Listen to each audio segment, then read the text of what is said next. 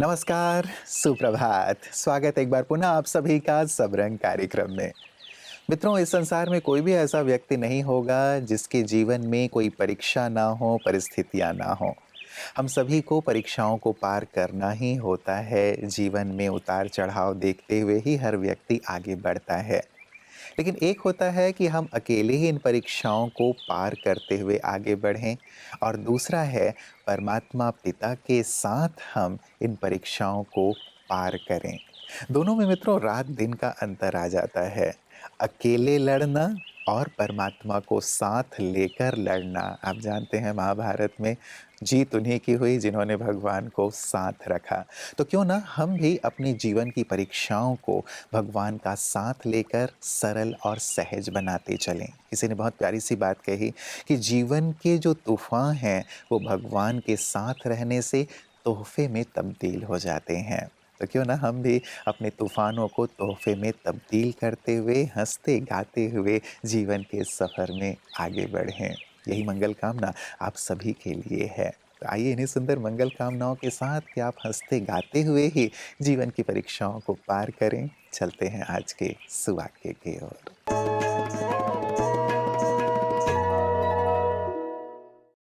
ओम शांति। नमस्कार। किसी को जीवन में खुश करने का मौका मिले तो छोड़ना मत। ये तो वो फरिश्ते ही होते हैं जो दूसरों के जीवन में मुस्कुराहट देते हैं। क्या है राज खुश रहने का? What is the secret of happiness? खुशी कैसे जीवन में बढ़ती है?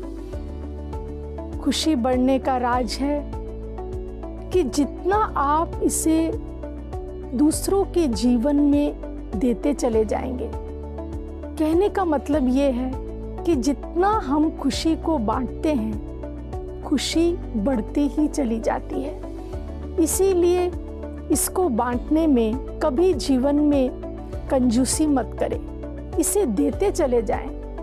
अब ये निर्भर करता है हमारे ऊपर कि जब हम दिन की शुरुआत करते हैं तो कितने लोगों को हम खुशी देते हैं। जब हम किसी को खुशी देते हैं तो वो किसी भी वजह से हम दे सकते हैं। बहुत सरल उपाय है अपने शब्दों के द्वारा किसी का उत्साह बढ़ाना, किसी की मन की बात को सुन लेना, और साथ ही साथ संकट के समय में कोई सल्यूशन दे देना। आज का समय जो है उसमें हम देखते हैं कि हैप्पीनेस इंडेक्स कम होता चला जा रहा है। लोग खुश रहने के लिए क्या नहीं करते। तो इसीलिए आज से हम भी एक जिम्मेवारी लें कि जिससे भी मिले उसके प्रति शुभ भावना रखें, खुशी बांटते चले जाएं और खुशी को बढ़ाते चले जाएं। ओम शांति। मित्रों, कहते हैं जो सफ़र की शुरुआत करते हैं वो मंजिल भी पा लेते हैं, क्योंकि अच्छे लोगों का रास्ते भी इंतज़ार करते हैं। सचमुच कई बार लोगों की बातों को सुन कर के हम अपने हौसले को कम कर देते हैं। हमें लगता है कि पता नहीं हम कर पाएंगे या नहीं कर पाएंगे। लेकिन याद रखें, यदि हौसला बुलंद हो तो पहाड़ को भी पार किया जा सकता है, पत्थर को भी पानी बनाया जा सकता है, असंभव कार्य को भी संभव किया जा सकता है। इसीलिए लोगों की बातों को ना देखें और ना ही परिस्थितियों को विकराल समझें। आपके हौसले के आगे हर चीज़ छोटी हो जाती है। और साथ ही जैसे हम ऊपर कह आए हैं, भगवान का यदि साथ होता है, उनका आशीष होता है, तो और भी कार्य सरल सहज हो जाते हैं। तो अपना हौसला भी बनाए रखें और साथ ही भगवान पर विश्वास भी, तो हर कार्य सहज है, सरल है, आसान है। तो आइए इसी आसान राह को हम अपने जीवन में अख्तियार करते हुए, इन सुंदर बातों को अपने जीवन में अपनाते हुए चलते हैं अगले सेगमेंट, आपकी सेहत आपके हाथ की ओर। ब्रेस्ट कैंसर फीमेल पॉपुलेशन का मेजर कैंसर है, नंबर 1 कैंसर है। इसको प्रिवेंशन करना बहुत इम्पॉर्टेंट है और इसको प्रिवेंट करने के लिए अपने वज़न हर फीमेल को ठीक रखना है। ओबेसिटी एक मेजर फैक्टर है, तो ओबेसिटी को कम करें, सैचुरेटेड फैट को कम करें, ग्रीन लीफी वेजिटेबल्स को ठीक रखें। हार्मोन ट्रीटमेंट तभी लें जब डॉक्टर एडवाइस करे, क्योंकि हार्मोन भी हमारे ब्रेस्ट कैंसर के होने के चांसेस को बढ़ा देता है। एक्सरसाइज ज़रूर करें, अपना वॉकिंग, स्ट्रेचिंग, एक्सरसाइज ज़रूर करें, ये भी हमारे कैंसर होने के चांसेस को कम करता है। पॉजिटिव थिंकिंग ज़रूर रखें, इमोशनल स्ट्रेस को कम से कम रखें। स्ट्रेस हमारे किसी भी कैंसर होने के चांसेस को बढ़ाता है। अपनी खुशी को, हैप्पीनेस को बढ़ाते हुए चलें, हर लाइफ के सीन को एक्सेप्ट करें और उसके अनुसार अपने में चेंजेस लाएं। प्रिवेंशन में एक और मेथड है कि ब्रेस्ट फीडिंग फीमेल ज़रूर करें, क्योंकि ब्रेस्ट फीडिंग से ये कैंसर होने के चांसेस कम रहते हैं। आइए हम अपनी इम्यूनिटी को बढ़ाएं राज योगा मेडिटेशन से।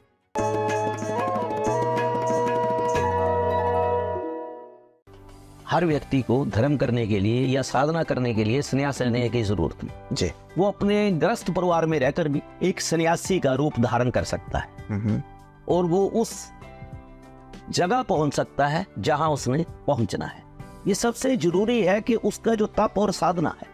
आज समाज में गरुआ वस्त्र डालने के बाद भी आदमी उस धार्मिक पद्धति पे नहीं पहुंच पाता, क्योंकि कहीं ना कहीं आज समाज में, हमारे सनातन धर्म में, मैं अपना भी इस बात में कसूर मानता हूं कि जैसा हमें मार्गदर्शन देना चाहिए वो कहीं ना कहीं हम दे नहीं पा रहे। इसीलिए हमारे सनातन धर्म का त्रुटियां बढ़ती जा रही हैं, क्योंकि संतों का जो काम होता था वो होता था जंगल में मंगल, जहां संत बैठ गया वही मंगल कर देता था।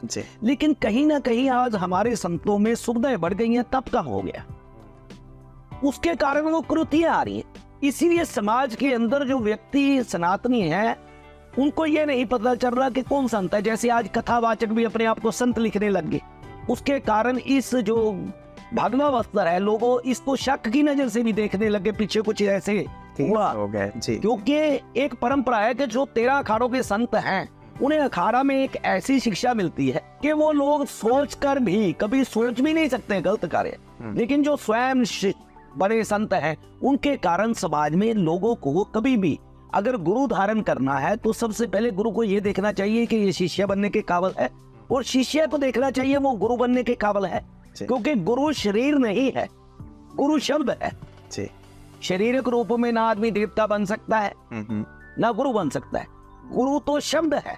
लेकिन लोग हमें गुरु इसलिए मान लेते हैं कि हमने उन्हें धर्म का मार्ग दिखाया। ठीक है, कहीं ना कहीं साल के अंदर एक दिन ऐसा होता है गुरु पूर्णिमा, जिस दिन आपको पूजा कराने का अधिकार है। लेकिन कहीं ना कहीं आज समाज में सभी संत बहुत जो स्वयं बने हुए हैं वो अपनी आरती करा रहे हैं, अपनी पूजा करा रहे हैं। हमारे ग्रंथों में ये बातें लिखी हुई हैं पहले से कि ऐसा होगा और वैसा हो रहा है जी। क्योंकि आज समाज का जो दृष्टिकोण है वो बदलता जा रहा है। अब आप बच्चों के लिए हमने कुछ भी लेना है, वो माँ काली को प्रार्थना करें, भगवान शंकर को प्रार्थना करें, तभी हम आप बच्चों को वचन लेके देंगे, क्योंकि वो हमारे परम पिता इष्ट है। लेकिन आज कहीं ना कहीं उनकी मूर्तियां घरों से खत्म हो रही हैं, संतों की लग रही है। तो हमारे पास कोई जादू की छड़ी नहीं कि आप तो कुछ कर सकते हैं, हमने भी अगले खजाने से आपको लेके देना है। मित्रों, धारा के साथ बहना, प्रवाह के साथ बहना तो सहज है, लेकिन धारा के प्रतिकूल चलना यही जीवन है, और इसी में सफलता है, इसी में सम्मान है, इसी में संसार के लिए प्रेरणा समाई हुई होती है। भले ही कई बार हम ये कह देते हैं कि बुराइयों का ही ज़माना है, तो बुरे लोगों के साथ बुरे होकर के ही हमें चलना पड़ता है, लेकिन बुराइयों के दौर में भी अच्छा बनकर रहा जा सकता है। यही तो हमें सबको सिखाना है, और यही वास्तव में धारा के प्रतिकूल बहते हुए एक आदर्श प्रस्तुत करना है। बुराइयां बहुत हो सकती हैं, लेकिन अच्छाइयों के साथ जीने वाले ही दूसरों को प्रेरित करते हैं। ये हौसला, ये हिम्मत हमें अपने अंदर रखनी है और ये जज्बा सचमुच हमें एक बुलंदी देता है, एक उस शिखर पर पहुंचाता है जहां सब हमें आदर्श के रूप में फॉलो करते हैं। और ये बल, ये शक्ति आध्यात्म हमारे अंदर भर देता है। आज बात सिगरेट छोड़ने की भी हो रही थी, वो तो छोटी सी बात है। आप बड़ी से बड़ी बुराइयों को भी आध्यात्म की मदद से छोड़ सकते हैं, क्योंकि ये आपके अंदर एक ऐसा हौसला जागृत कर देता है जिससे कुछ भी पाना सहज हो जाता है। और यही आध्यात्म का प्रकाश ब्रह्मा कुमारियाँ सभी के जीवन में चला रही हैं। आइए देखें पीस न्यूज़ हाइलाइट्स में।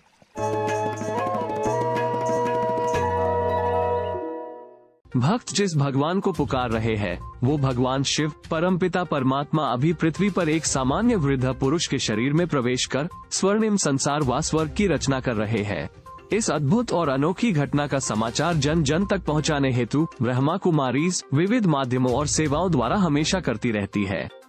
उसी प्रयास के भाग में शिव भगवान का अवतरण और तत्पश्चात होने वाले परिवर्तन को दृश्य रूप में प्रस्तुत करने के लिए एक अद्भुत एनिमेशन मूवी द लाइट बनाई गई और यह अभी भारतवर्ष के सभी शहरों के सिनेमाघरों में दिखाई जा रही है। इस संदर्भ में शिवरात्रि के पर्व पर महाराष्ट्र छत्रपति संभाजी नगर ब्रह्मा कुमारी सेवा केंद्र द्वारा ये फिल्म स्थानीय रिलायंस मॉल आइनॉक्स थिएटर में 7 शोज में दिखाई गई। इस फिल्म को छत्रपति संभाजी नगर जिले और तालुका से बहुत अधिक संख्या में भाई बहनों तथा प्रतिष्ठित नागरिकों ने देखा और बहुत खुशी से अपनी प्रतिक्रिया भी व्यक्त की। इसके अतिरिक्त महाशिवरात्रि व अंतर्राष्ट्रीय महिला दिवस के उपलक्ष्य में छत्तीसगढ़ बिलासपुर के गीतांजलि सिटी फेस 2 में विभिन्न वर्ग की महिलाओं का सम्मान समारोह का एक सुंदर कार्यक्रम का आयोजित किया गया। कार्यक्रम में स्त्री रोग विशेषज्ञ व प्रदेश संयुक्त सचिव आम आदमी पार्टी डॉक्टर उज्ज्वला कराडे जी, पूर्व अध्यक्ष महिला आयोग बहन हर्षिता पांडे जी, बिल्डर व डेवलपर भ्राता ब्रिज साहू जी मुख्य अतिथि के रूप में शामिल रहे। इसके अलावा बी के अनामिका बहन, बी के शिरोमणि बहन, बी के भाई बहनें और बड़ी संख्या में श्रद्धालु भी उपस्थित रहे। कार्यक्रम के दौरान दीप प्रज्वलन के पश्चात सभी अतिथियों का स्वागत तिलक, बैज व पगड़ी के माध्यम से किया गया। उपस्थित महानुभावों ने ब्रह्मा कुमारी संस्था, उनकी सेवाओं और आध्यात्मिकता के प्रति अपने सुंदर विचार व्यक्त किए। कार्यक्रम के अंतिम चरण में केक कटिंग और अमरनाथ बाबा के बर्फ से बने शिवलिंग के दर्शन तथा महाआरती की गई।